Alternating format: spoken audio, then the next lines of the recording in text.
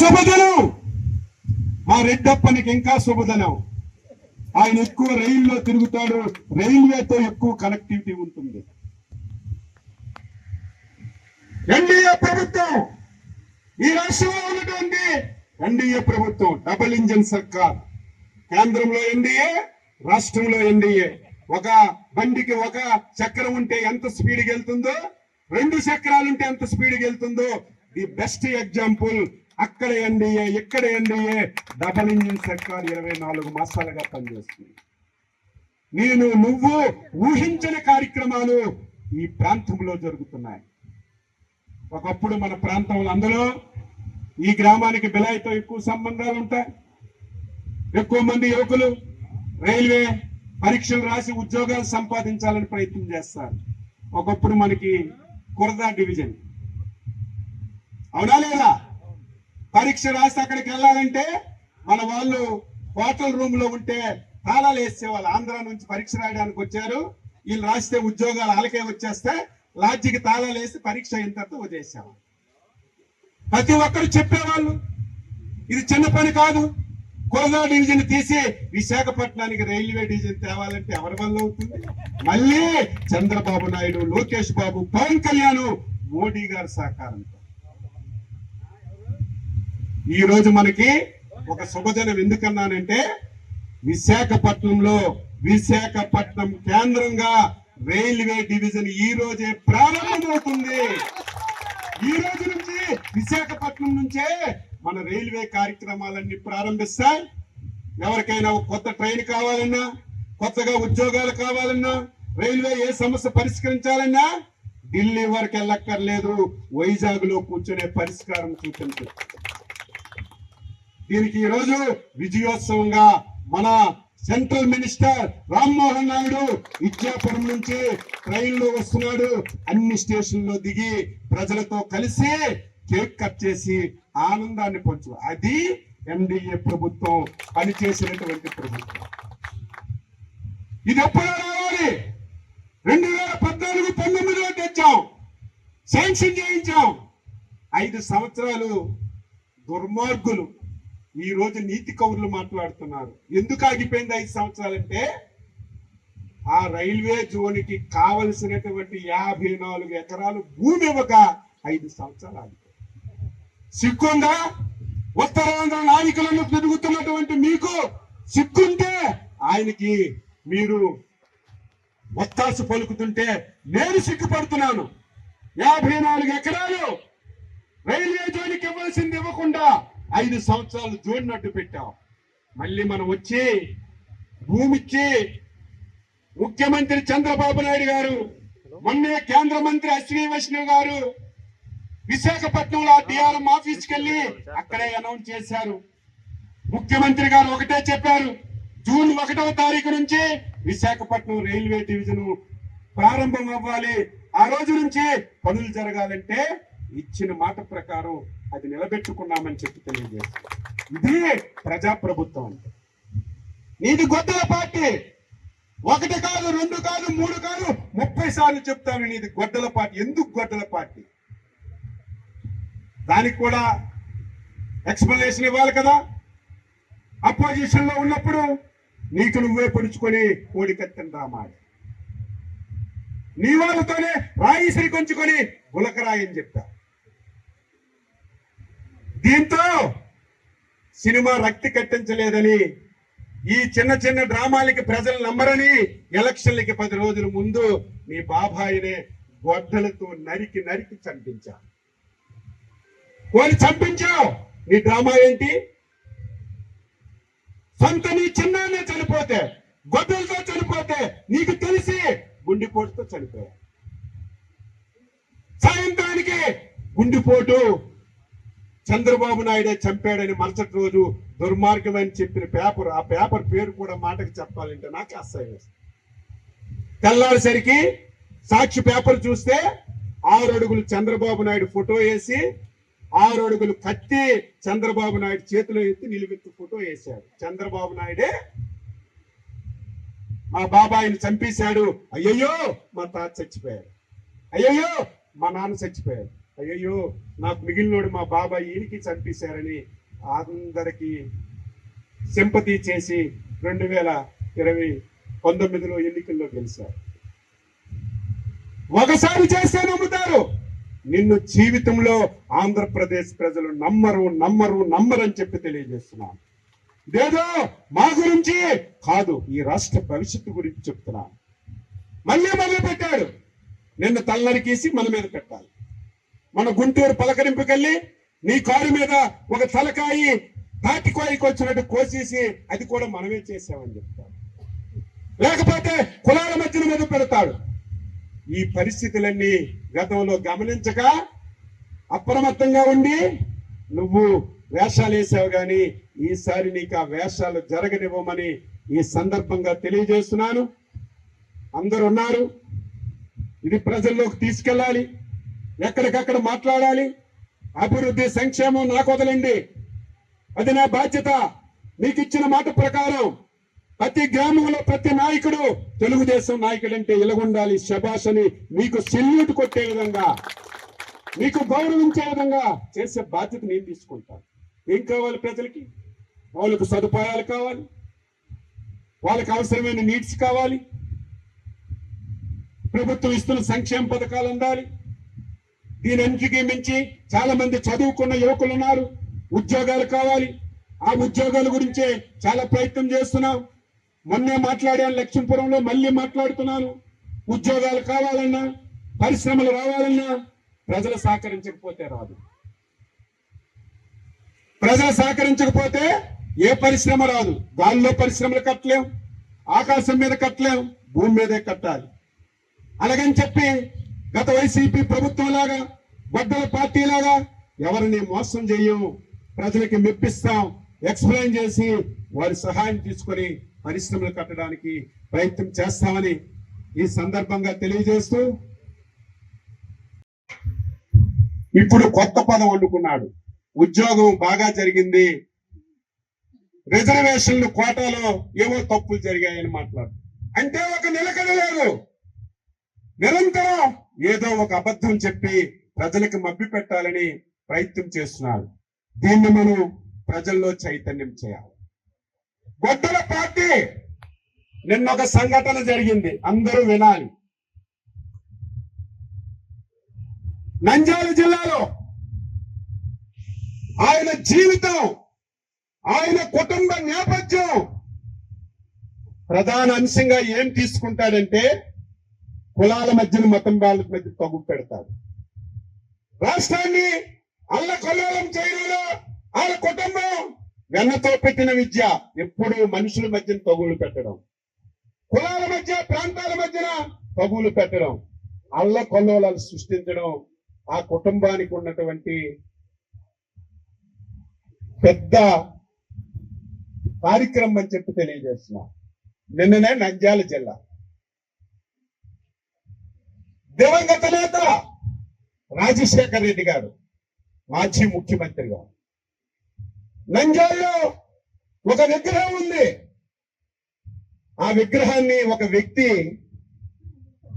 పట్టపగలు విగ్రహం దగ్గరికి వెళ్ళి ఆ విగ్రహం తలనరికేసి రాజశేఖర్ రెడ్డికి అవమానపరిచారు. ఎప్పుడైతే ఆ వీడియో బయటకు వచ్చిందో 6 నిమిషంలోనే సాక్షి టీవీల్లో, పేపర్లో, సోషల్ మీడియాలో ఎన్డీఏ ప్రభుత్వం, తెలుగుదేశం రాజశేఖర్ రెడ్డి తల నరికేశారని అల్లకల్లోలం చేయాలని చెప్పి ప్రయత్నం చేశారు.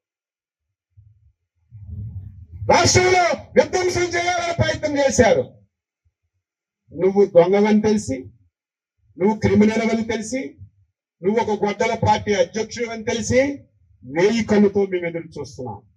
వెంటనే పోలీసులు రంగంలో దిగారు. ఇది దాపరికం లేదు, స్పష్టంగా ఎవడెళ్ళి కొట్టాడో ఆ ఫోటో, వీడియో ఉంది. వెంటనే పోలీసులు ఆ వీడియో చూసి ఈయన సంగతి ఏంటని అడిగితే ఆయన అక్కడ ఉన్నటువంటి ఎమ్మెల్యే, మాజీ ఎమ్మెల్యే రవికి ముఖ్యమైనటువంటి అనుసరుడు, పక్కా వైసీపీ కార్యకర్త. ఆయనే వెళ్ళి రాజశేఖర్ రెడ్డి తల నరికేశారు. వెంటనే ఈ విషయాన్ని బయటలో పెట్టాం, వాస్తవాలు బయటకు ఇచ్చాం. ప్రజలకు తెలిసిపోయింది వీళ్ళు వద్దల పార్టీ అంటే ఇదే, సైకో పార్టీ అంటే ఇదే, వాళ్ళ తల్లు వాళ్ళే నరుక్కొని మన మీద పెట్టి మనకి ఇబ్బంది పెడతారు. మీరు ఈరోజు సాక్షి పేపర్ చదవండి. నేను ఇంటి గురించి ఈవేళ చదివాను పేపర్. వైసీపీకి ఎంతకంటే ప్రధాన అంశం ఏమైనా ఉంటుందా? నీ తండ్రి మాజీ ముఖ్యమంత్రి రాజశేఖర్ రెడ్డి తల నరికిస్తే ఫ్రంట్ పేజీలో రాసి నువ్వు చెప్పాలి కదా. భూతద్దంతో ఎదిగిన ఎక్కడ పెట్టలేదు. కారణం ఏంటి?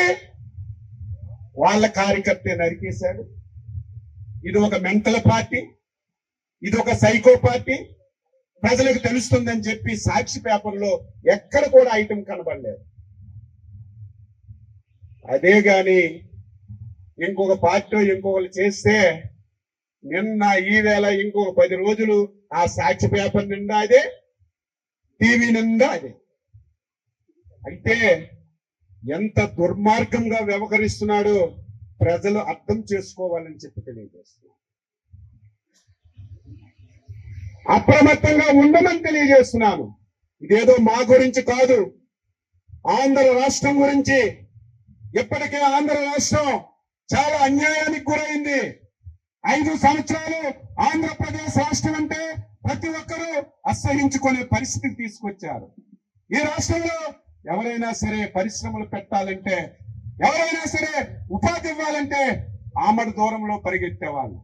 మళ్ళీ ప్రజల అభిమానంతో ఎన్డీఏ ప్రభుత్వం అధికారంలోకి వచ్చి 24 మాసాల్లో మళ్ళీ పారిశ్రామికవేత్తలకి ఒక నమ్మకాన్ని కలిగించి, మళ్ళీ ఈ రాష్ట్రం పైన ఒక నమ్మకాన్ని సృష్టించి 24 మాసాల్లో 24 లక్షల కోట్ల రూపాయలు పెట్టుబడులు తెచ్చాం. 24 లక్షల మందికి ఉద్యోగాలు ఇవ్వడానికి శరవేగంతో నారా లోకేష్ బాబు నాయకత్వంలో పనిచేస్తున్నాం. ఇదేదో పెట్టుబడులు వచ్చాయని మైకులో చెప్పడం కాదు.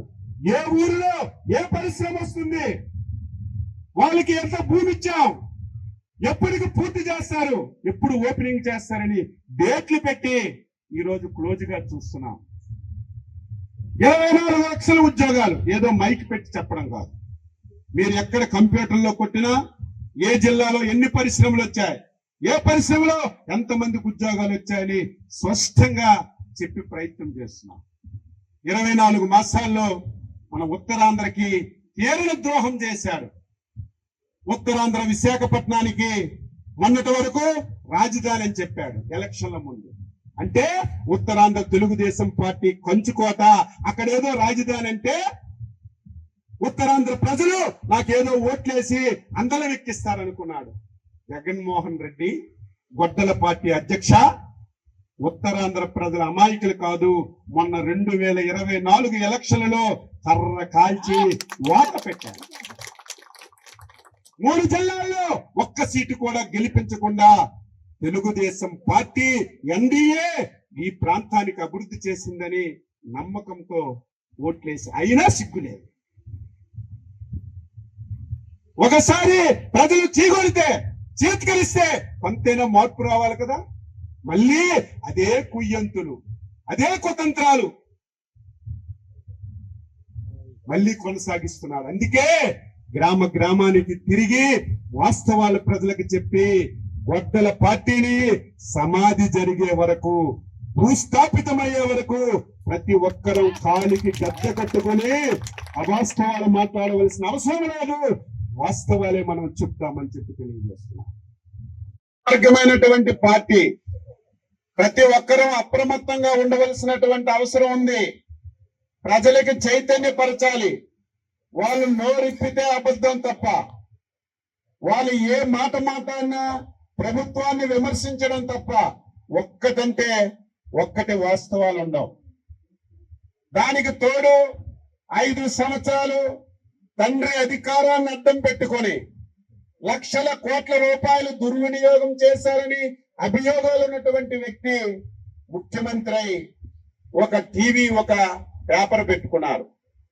అవినీతితో పుట్టినటువంటి టీవీ పేపర్ అది. ఈ రాష్ట్రంలో దేశంలో 140 కోట్ల మంది జనాభా ఉన్నారు. అందరూ మంచంటే ఆ పేపర్లో చెడు అని రాస్తారు. ఈ మధ్య మీరు చూశారు, ప్రజలు ఎక్కడికక్కడ మాట్లాడవలసినటువంటి బాధ్యత ఉంది. మేము కూడా 2014-19లో ఎవరూ చెయ్యని అభివృద్ధి చేశాం, ఎవరూ చెయ్యని సంక్షేమం చేశాం. కానీ 2019లో ఓడిపోయాం. కారణం ఏమిటంటే ఆ రోజు గొడ్డల పార్టీ అధ్యక్షుడు ప్రభుత్వం పైన ప్రతిరోజు అబద్ధాలు మాట్లాడడం, సాక్షి పేపర్లో టీవీల్లో ఉన్నది లేనట్టుగా రాసి ప్రజలకి మభ్య పెట్టడం, దానికి దీటుగా మేము సమాధానం చెప్పలేకపోయాం. కాబట్టే ఎన్నికల్లో ఓడిపోయాం. ఈసారి ఆ ఛాన్స్ ఇవ్వం. నీకు దీటైనటువంటి సమాధానం చెప్తాం.